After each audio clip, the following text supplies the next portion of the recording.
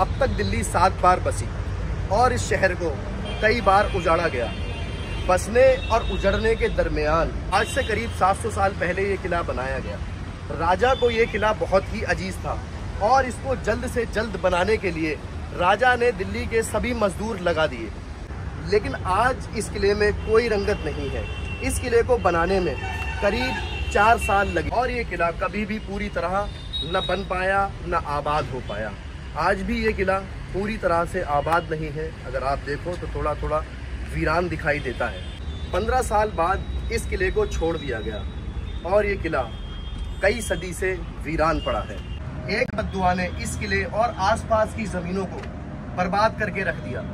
इस किले का नाम है तुगलकाबाद फोर्ट। इस किले की बर्बादी की बद्दुआ हज़रत निज़ामुद्दीन औलिया यानी कि अल्लाह के एक वली सूफ़ी संत थे जिन्होंने इस किले की बर्बादी की बद्दुआ दी। आखिर क्यों हज़रत निज़ामुद्दीन औलिया ने ये बद्दुआ दी?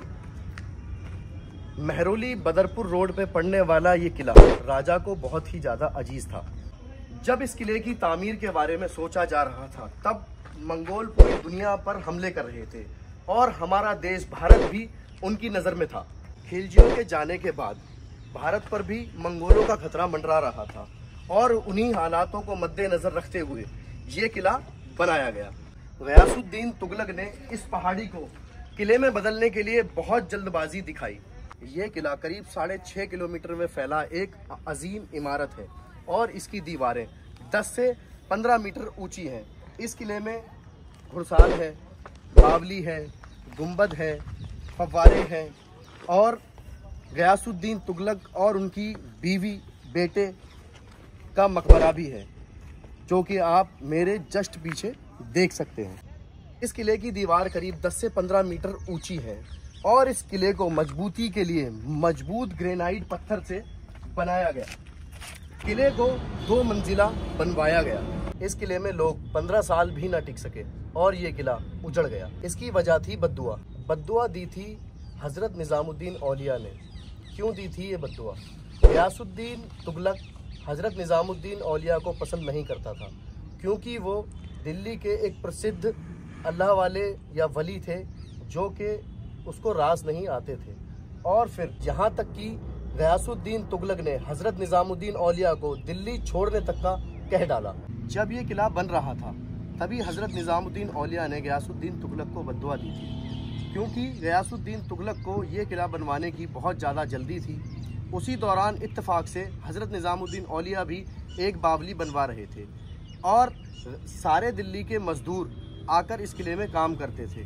बावली को बनवाने के लिए मजदूर कम पड़ रहे थे, इसलिए रात में कुछ मजदूर जाकर बावली का काम किया करते थे। जब गयासुद्दीन को ये पता चला तो वो बहुत ज्यादा गुस्सा हो गया और बावली का काम रुकवा दिया। कहा जाता है कि इस बात से हज़रत निज़ामुद्दीन औलिया भी नाराज हुए और तभी उन्होंने बद्दुआ दी कि वो जो शहर बनवा रहा है उसमें बस गीदड़ ही चिल्लाएंगे। फिर कुछ वक्त बाद ऐसा ही हुआ, यानी कि हज़रत निज़ामुद्दीन औलिया की बद्दुआ का असर कुछ इस तरह हुआ कि यहाँ पे सूखा पड़ गया।